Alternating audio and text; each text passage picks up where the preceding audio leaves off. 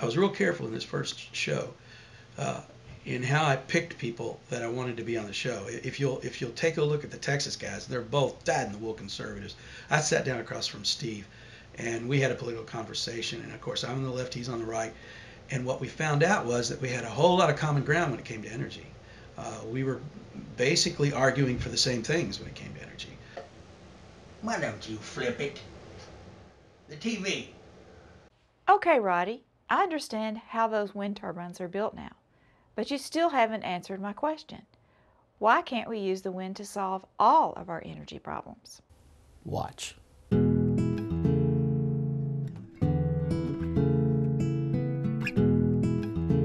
Texas has built so many turbines that the infrastructure is unable to deliver the electricity efficiently. And here's why.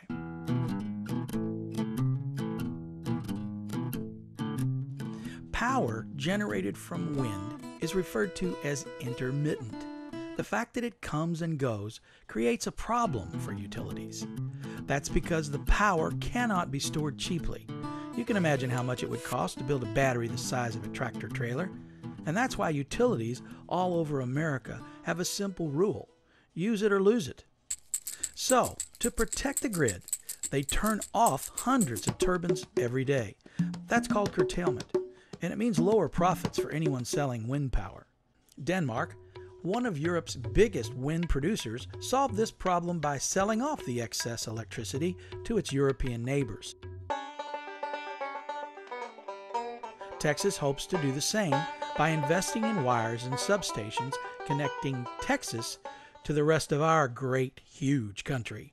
That's why the people who are building wind turbines have not slowed down.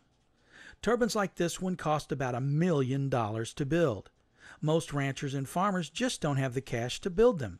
So they sign contracts with large utility companies and earn money by leasing their land.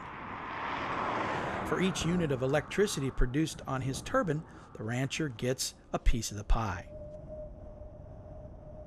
Curtailment hurts the big wind companies, but it can ruin a rancher whose livelihood depends on those monthly checks. We always have some kind of wind.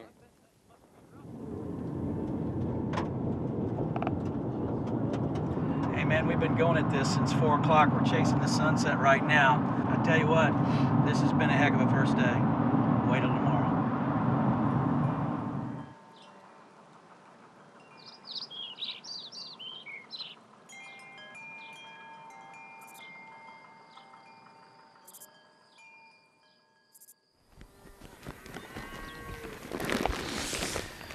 You know, where I'm from, people don't normally think of somebody who owns 500 acres or 1,000 acres or 10,000 acres.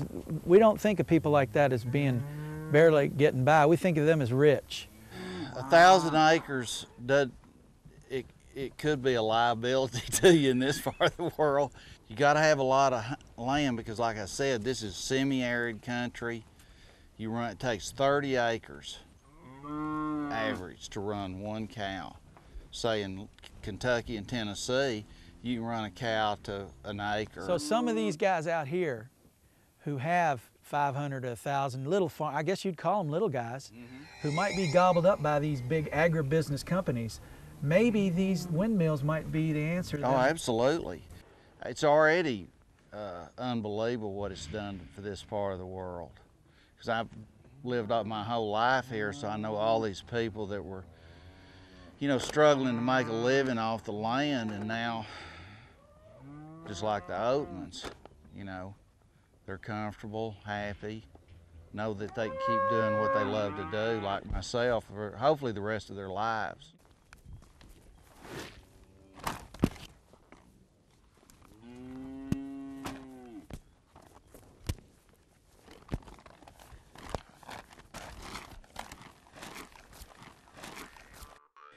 We've been talking about million-dollar wind turbines on great land expanses.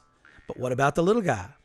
Is it possible for a small farm or ranch to reap the benefits of electrical production? Is wind practical on a small scale?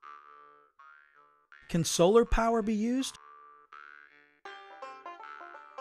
We hope to answer all of these questions and a whole lot more in the next weeks and months and years as the electric farmer scours the country for answers.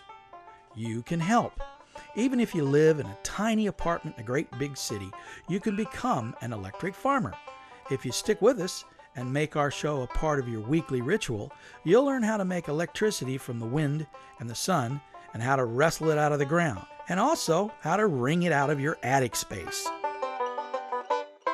Come with us to Tennessee as we explore an unusual way to replace foreign gasoline. Fly with us to California as we explore the newest in solar technology. Watch us every week as we visit America's most important new fighter in the energy war, the electric farmer. I'm back from Texas, and I picked up a little accent while I was down there, speaking a little Sweetwater. How you like my accent? It's fine, Dad.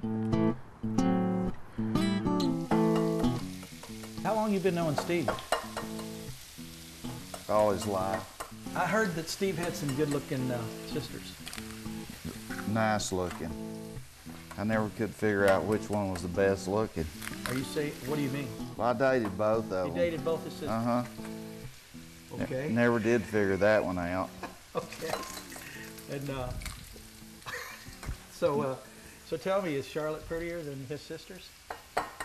Well, she's mighty good looking. A man can't win with a question like No. that. That's it for now. See you next time. On The Electric Farmer.